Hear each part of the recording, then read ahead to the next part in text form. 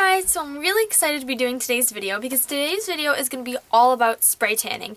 And now comp season is really underway for cheerleading or dance or whatever sport you do.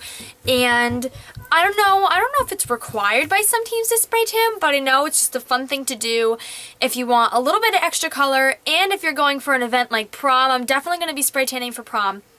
And any other exciting event that you have, like a special occasion. I'm just going to give you some information about spray tan so that if it's your first time, or whether you've had a bad spray tan or if you spray tan all the time, these are just going to be some tips that can maybe help you improve your experience next time you go. Or if you've never spray tanned and you're nervous to do it because you don't want to be orange, hopefully this video can also help you with that. I don't know if you've noticed, but I am very tan, a lot tanner than I was before. I plan on going one more time this week.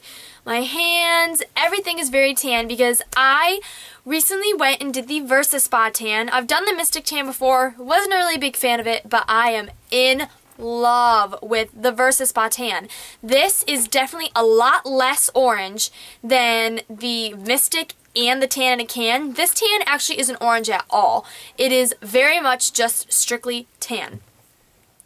I mean, I think I look a little orange in some light, but honestly, I really do not look that orange compared to the Mystic and the sprays in a tan. I don't look orange, I look tan. So that's why I want to make this video for you guys. I'm going to do how to prep, what to do while you're doing it, and then sort of how to take care of it afterwards. I've already tried recording this once and it was way too long, so I'm just going to get started so that I don't go over time again, because you all know I like to talk. So first, let me just give you a little bit of information about the Versa Spa. It's just like any other spray tanner, except instead of being in a closed-in box like you are with the Mystic, where it's actually really damaging for the health of your lungs because you're breathing in the chemicals, this is completely open. There's the spray nozzle right here, and then there's the back, which catches all the spray tan, and then the two sides of the booth are completely open, so you have nice, clear ventilation to breathe. You're still in a room by yourself, so you can tan however you want, but it's nice and open so you can breathe. Now, that's basically it. You just stand in there, you spray tan.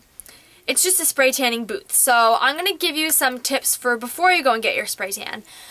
One of the main things, which is very, very important, is to exfoliate. If you don't want to go out and buy an exfoliator, just take like a little dish of sugar with you in the shower. That's what I do. I don't buy an exfoliator.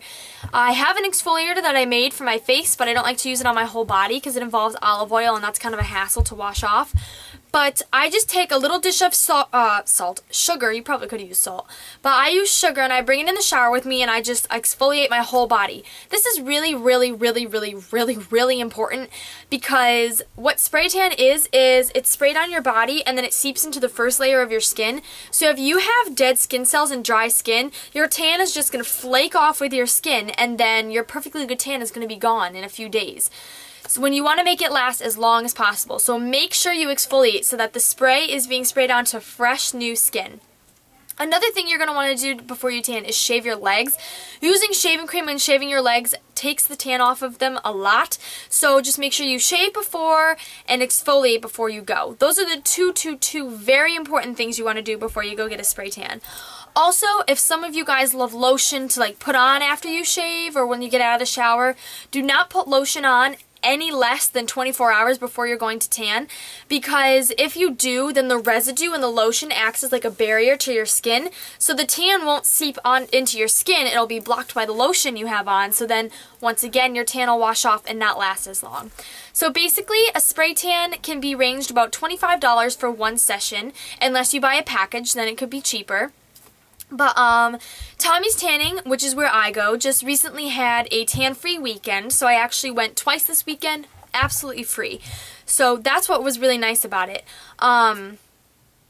So while you're in the tanning booth, what you want to wear when you go tanning is baggy clothing. I don't know if some of you guys like to go out in sweatpants and sweatshirts, but that's literally the best thing to wear while you're spray tanning, because if you're wearing, I have a jacket on, but I have jeans on. If you wear tight fit clothing, the tan can actually rub off onto your clothing, or your clothing can leave lines and streaking in the tans. In your tan. So baggy clothing is best because it just gives some room for your tan to dry, and you're less susceptible to getting it on your clothes if you get the bronzer. So baggy clothing is best to wear when you're tanning. When you're actually in the booth tanning, I know some people that just go completely naked.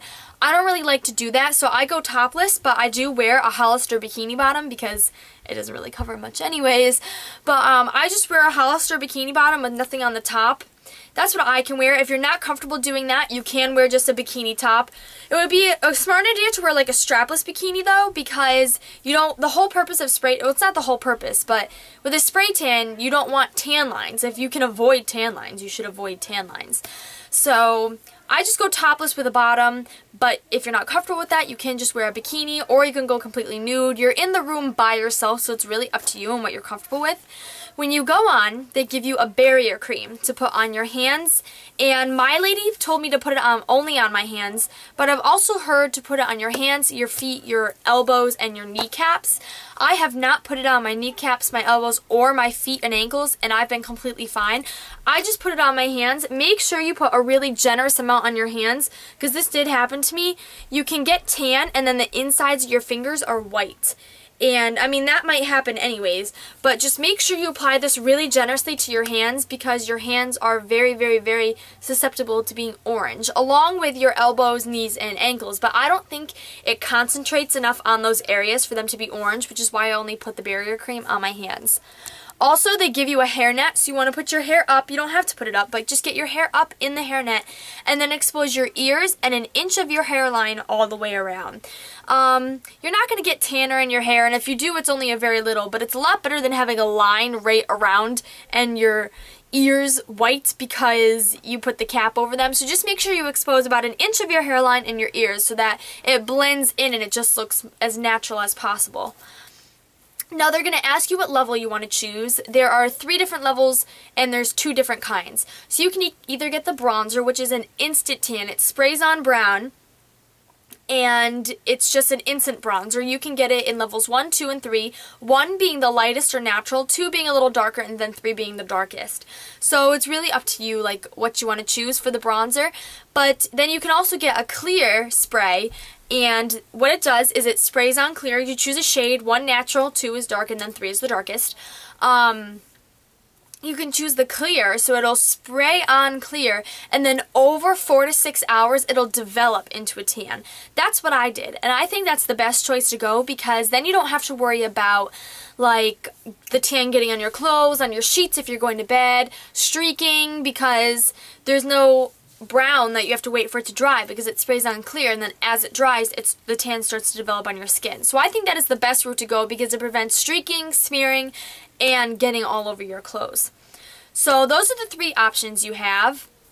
And then how to maintain your tan. They do have like tan extension products that you can buy and use.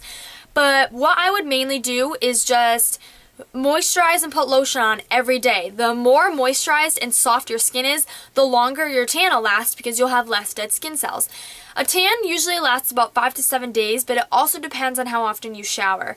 If you shower like multiple times a day or like every single day, the life of your tan is going to be a lot shorter than 5 to 7 days, or it may last just about 5 to 7 days. I got a tan on Friday. I did the natural. And then I went back on Sunday and I got a shade darker, and it made a huge difference. I am much, much darker and I love it. And I think I'm going to go back on Friday and I'm going to get the same thing sprayed on again. So then I'll be just a nice coat of tan. So what I did was I showered Sunday before I went. When you go tanning, you also want to make sure that you have no makeup on, because you don't want the tan to set on your makeup and then come off when you take your makeup off. You want it to set on your nice fresh skin. And also, your face gets washed every day with whatever products you wash your face with. So you want to make sure you have a good bronzer that you can put over your face makeup to blend into the rest of your body, because your face will probably be the quickest thing to tan, or to lose its tan, considering that it's the part of your body that's washed pretty much the most. So I shower right before I go, so that I'm nice and clean, so I don't have to worry about washing off my tan. They say wait 4 to 6 hours with no swimming, sweating, any contact with water, just to let your tan develop. But it's really best if you try to go 24 hours without any swimming, water, or sweating getting on you, because then your tan has completely fully developed when it gets to 24 hours, and you won't have any chances of, like, streaking or losing it or fading. So those are just some of my tips to spray tanning. If you have any other questions, let me know. I've done it a few times. I've had good results every time I've gone. I'm really, really tan, and I'm really happy with the results that I got. So, like I already said, if you have any other questions, you can just inbox them to me because I'm getting a little lazy with my comments and bitter on my inbox. But I'll see you guys in my next video, and I'll talk to you all later. Bye!